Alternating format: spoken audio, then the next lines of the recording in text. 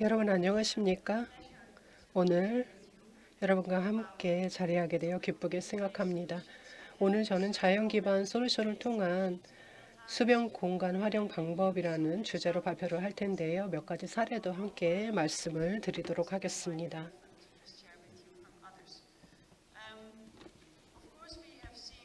여러분도 다 아시다시피 최근 들어서 심각한 홍수가 빈번하게 발생하고 있습니다. 그런데 동시에 가뭄도 발생하고 있습니다. 네덜란드 같은 경우에는 일부 강변이 말라버리는 그런 심각한 가뭄 현상이 나타났습니다. 해안 지역인 노트르담 같은 경우에는 중요한 항만이기도 한데요. 이 도시가 다양한 도전 과제에 직면하고 있다는 것을 알게 되었습니다.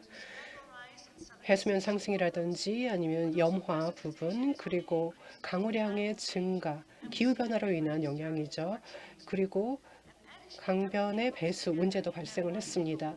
이런 모든 복합적인 문제가 로테르담이라는 하나의 도시에서 한 번에 일어났습니다.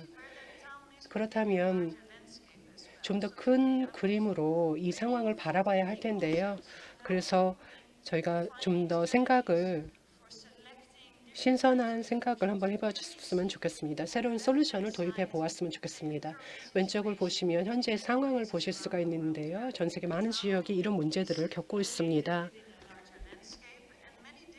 크기에 상관없이 많은 변화를 마을들이 겪고 있습니다. 마을 내에서도 마을 밖에서도 이런 자연 환경의 변화가 일어나고 있습니다. 지하수가 고갈되고 있거나 아니면 화학적인 부담이 환경에 가해지거나 토양이 침식되거나 빠른 배수가 일어나거나 이런 다양한 문제들이 발생을 하고 있습니다. 그래서 기후 대응이 가능한 솔루션이 있어야 할 텐데요. 집수 지역에 특히나 적용이 되어야 할 것입니다. 도시도 집수 지역의 일환이라고 할 수 있습니다. 그래서 저희 네덜란드에서는 단순히 도시의 회복력을 강화하는 것뿐만 아니라 상류의 문제를 해결하기 위한 솔루션도 강구하기로 했습니다. 이를 통해서 지속 가능한 농업을 가능하게 하고 다양한 하천의 수량과 수질을 강화하기로 했습니다. 몇 가지 사례를 보여드리도록 하겠는데요. 저희가 얻을 수 있는 주요 편익과 공동의 편익을 말씀드리도록 하겠습니다. 자연 기반의 솔루션은 다양한 목적에 부합할 수 있습니다. 예를 들어서 홍수를 해소하는 데 있어서도 도움이 될 수가 있고 생물 다양성을 강화하는 데 있어서도 도움을 줄 수가 있습니다. 이런 것들이 가능하기 위해서는 먼저 자연 기반의 솔루션이 무엇인지 정의를 내어 보아야 할 텐데요. 지금 화면에서 보시는 것을 통해서 알 수가 있습니다. 자연 기반의 솔루션이라고 하는 것은 하나의 조치로서 자연 생태계를 보호하고 지속 가능하게 관리하고 복원하는 조치입니다. 그리고 사회의 도전 과제를 효과적으로 해결해 줄 것이고 동시에 인간의 웰빙과 생물 다양성의 편의성을 제공해 줄 것이라고 정의가 되어 있습니다. 이런 정의는 UN 환경총회에서도 채택이 되었습니다. 그렇기 때문에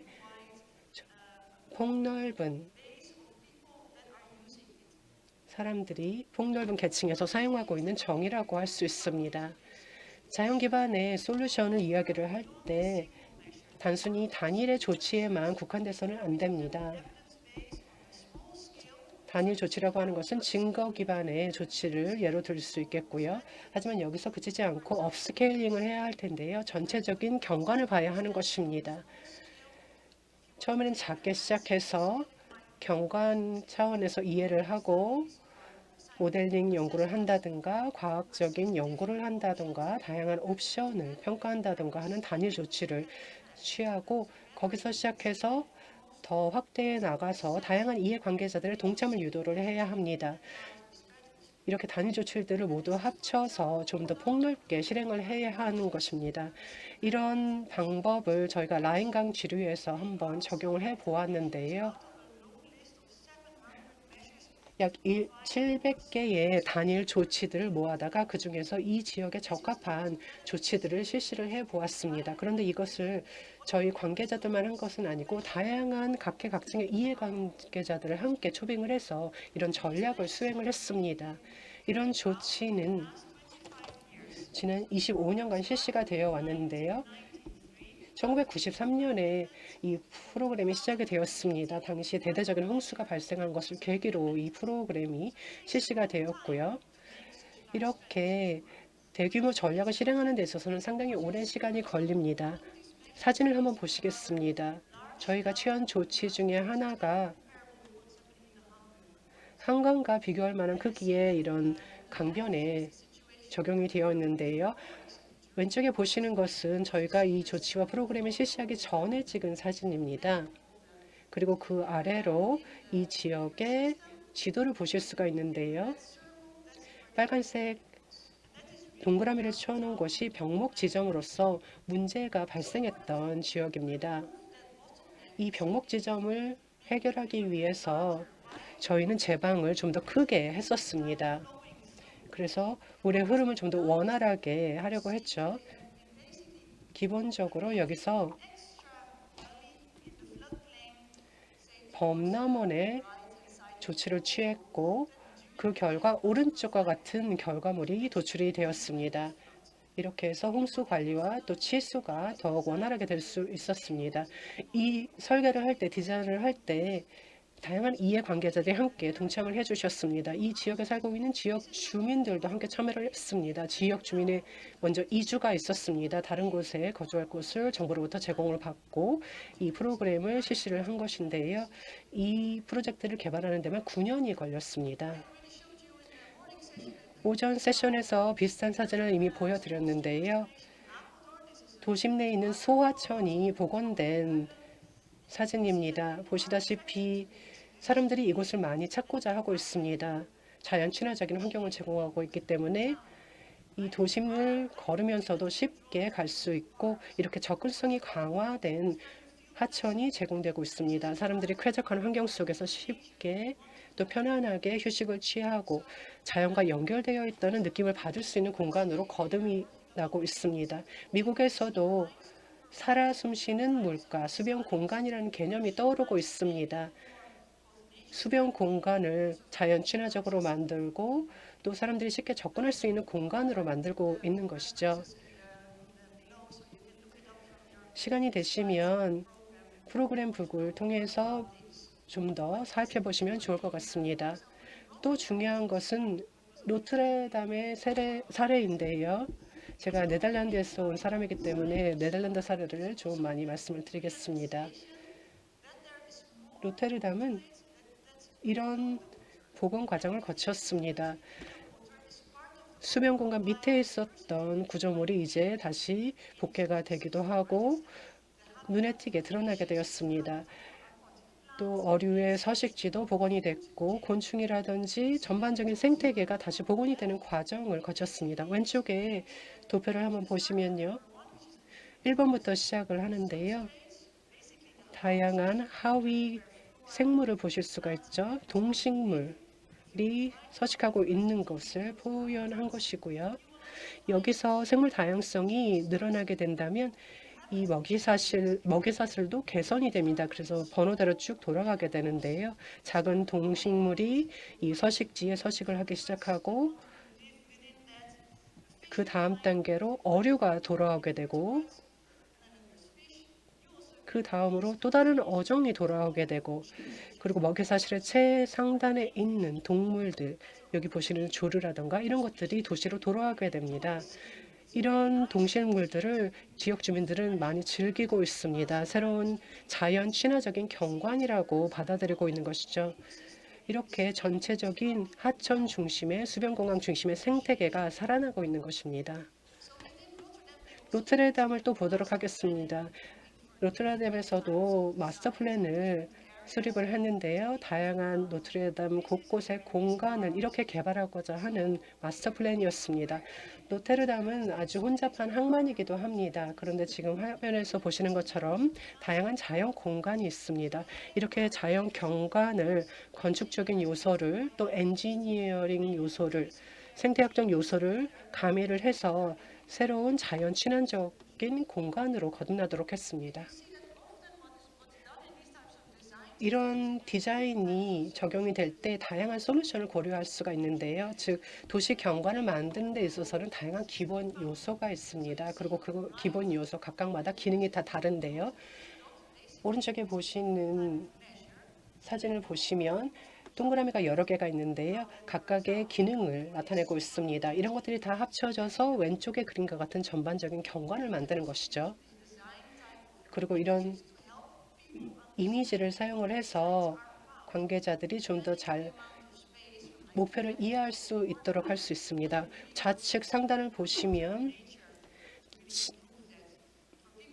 수면 공간 밑에 어떤 환경이 조성이 되어 있는지를 먼저 이해를 할 수가 있고 그 다음 단계로 이런 수면 공간을 설계하는 데 있어서 어떤 소재나 어떤 자재가 필요한지를 또 이해하는 과정이 있을 수 있습니다. 이런 설계 과정을 거치게 됩니다. 그런데 서식지마다 서식하는 어종이나 아니면 동식물이 다르기 때문에 어떤 자연 결과를 설계하실 때는 이런 부분도 생태계적인 측면도 고려를 하셔야 될 것 같습니다. 그래야만 생물 다양성이 보존이 될 것입니다. 또 다른 사례를 보도록 하겠는데요. 수로 시스템이 복원된 모습입니다. 여기서 보트를 탈 수도 있고요. 지금 이곳은 네덜란드의 위트레흐트라고 불리는 곳인데요. 이곳 주민들은 이 수면 공간을 중심으로 레크레이션 활동을 한다거나 다양한 레저 활동을 함으로써 도시를 더 사랑하게 되었습니다. 이런 도시의 자연 기반 솔루션을 이런 만화 캐릭터로 한번 집약해서 표현을 해 보았습니다. 먼저 수자원이나 아니면 빗물이나 이런 것들이 발생한 곳에서 집수를 하고 바로 그곳에서 저장을 해야 합니다. 그런 다음에 하류의 배수로 넘어가게 되는데요. 그 과정에서 하류의 배수 기능에 과도한 부담을 주지 않아야 할 것입니다. 그러기 위해서는 집수지에서 어떤 일이 일어나고 있는지 평가를 먼저 해야 할 텐데요. 그리고 전반적인 집수지 전반에 걸쳐서 물의 흐름을 저해하는 일도 없도록 해야 할 것입니다. 여기서 더 많은 설명을 드릴 수 있겠지만 시간 관계상 다음으로 넘어가도록 하겠습니다. 오늘 오전에도 들으셨을 텐데요.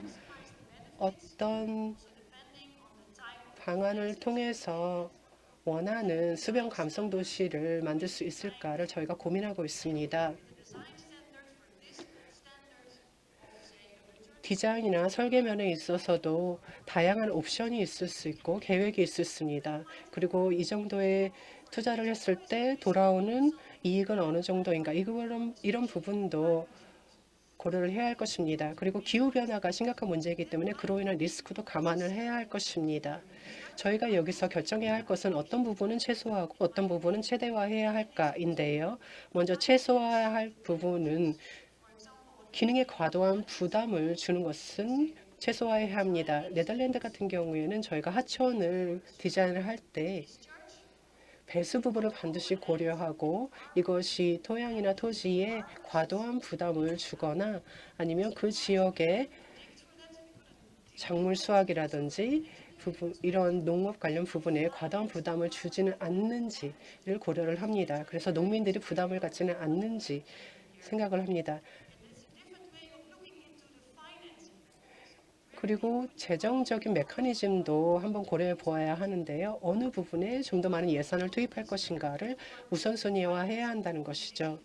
그리고 이런 설계를 했을 때, 수변 공간을 설계를 했을 때 가장 최대한의 편익을 도출할 수 있는 곳이 어딘가도 고려를 해야 한다는 것입니다.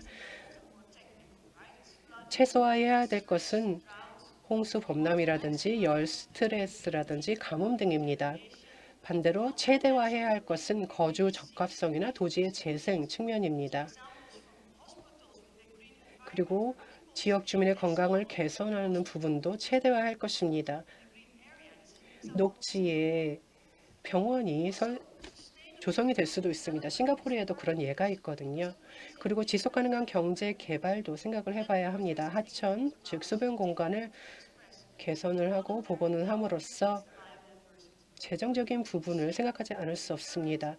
그리고 또 최대화해야 할 것은 생물 다양성과 시스템의 기능입니다. 저희 모두는 생물 다양성을 강화해야 할 책임이 있다고 생각합니다. 가능한 한 최대한 강화를 해야 합니다. 그리고 도시 같은 경우에는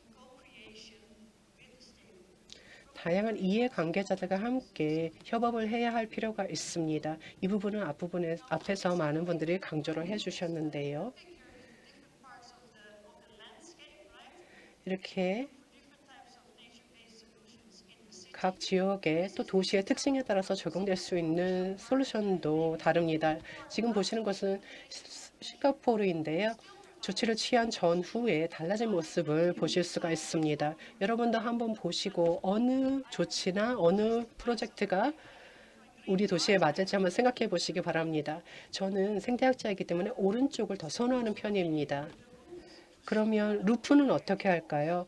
빗물이나 수자원을 잘 저장하기 위해서 루프에는 어떤 시설을 설치할 수 있을까요? 어떤 도시 같은 경우에는 빗물 저장 시설이 특정 시설이 필요할 수도 있을 것입니다. 지금 보시는 것은 핸드북인데요. 스폰지 시티입니다. 앞에서 들으셨던 것이고요. 저희가 도시의 수변 경관을 이야기를 할 때 가용한 공간은 어느 정도인가를 보통 논의를 합니다. 저는 여기서 블루 그린 솔루션을 말씀드리고 싶습니다. 공간이 블루 그린 솔루션으로 갈수록 공간이 더 많아질 것입니다. 블루 그린 솔루션을 추진을 하면서 여러분이 직접 공간을 확대시킬 수도 있습니다. 마지막으로 6가지 자연 기반의 솔루션을 성공적으로 실행하기 위한 요소를 말씀을 드리도록 하겠습니다. 네덜란드의 콘소시엄에서 발표한 것인데요. 자연 기반의 솔루션을 실행하는 콘소시엄입니다. 컨설턴트 그리고 대학, 다양한 연구기관이 함께 협업하고 있는 컨소시엄인데요. 저는 이 6가지 요소를 실행 가능한 요소, 이네블러라고 주로 부르고 있습니다. 첫 번째는 그 요소 중에 첫 번째는 기술과 시스템에 관한 지식입니다. 이 부분에 있어서는 솔루션을 유지하기 위한 과학적인 지식을 가리키는 것이고요. 앞서 ADB 국장님께서도 말씀을 해주셨는데요. 다양한 이해관계자의 동참이 또 필요하고 또 역량 구축도 필요합니다. 그리고 대안을 내놓을 수 있어야 되겠죠. 그린 솔루션으로 갈 것인지 그레이 솔루션으로 갈 것인지 우리는 선택을 해야 할 것입니다. 그러기 위해서는 증거 기반의 자료를 많이 갖고 있어야 하겠고요. 그리고 업스케일링을 거기서부터 해나갈 수 있어야 할 것입니다. 그리고 과학과 정책 간의 괴리도 해소를 해야 할 것입니다. 간략하게 자신이 속한 지역에 어디에 수변 공간을 설치할 수 있을지 조성할 수 있을지를 이해하기 위해서는 그 지역의 특성을 잘 이해하고 있어야 합니다. 커뮤니티 차원에서 또 다양한 스케일 차원에서 이해를 하고 있어야 하는데요. 그렇기 때문에 지역 주민과 가능한 한 많은 대화를 나누셨으면 좋겠습니다.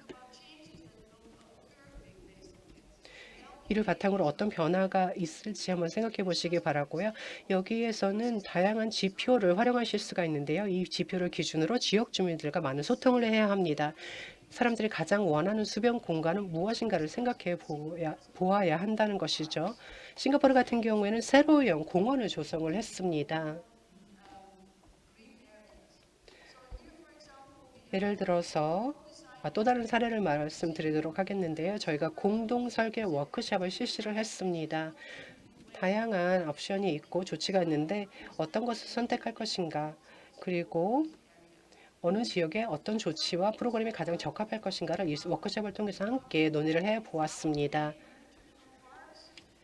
한 사례로 어떻게 하면 이 지역의 세로형 공원을 잘 조성할 수 있을까? 그리고 어떤 프로그램이 가장 적합할까를 함께 논의를 했고요. 여기는 저희가 지하 터널을 만들어서 동물이 직접 이동을 할 수 있도록, 이주도 할 수 있도록 만들었습니다. 에코 프렌들리한 도시를, 마을을 만든 것이죠. 그리고 동식물도 많이 유입하기 위해서 가장 중요한 종이 무엇인지를 먼저 파악을 하고 또 식립도 했습니다.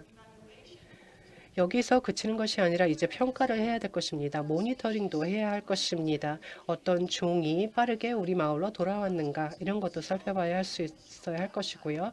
어떤 종은 라이프 사이클이 길고 어떤 종은 또 라이프 사이클이 짧습니다. 이런 부분도 잘 파악하면 좋겠고요. 조류를 예를 들어서 말씀드려보자면 어떤 조류는 또 라이프 사이클이 길기도 하고 또 짧기도 하죠. 이 다리 같은 경우에는 예전에는 다람쥐가 많이 다녔지만 지금은 많이 다니지 못하고 있는데 어떻게 하면 다람쥐들이 돌아올 수 있게 할 수 있을까? 이런 것도 논의를 해볼 수 있을 것입니다. 저희가 수면 공간만 자연 친화적으로 잘 조성하고 이런 환경만 만들어줄 수 있다면 다람쥐도 금방 돌아올 것입니다. 이런 결정을 하기 위해서는 KPI를 활용할 수 있을 텐데요.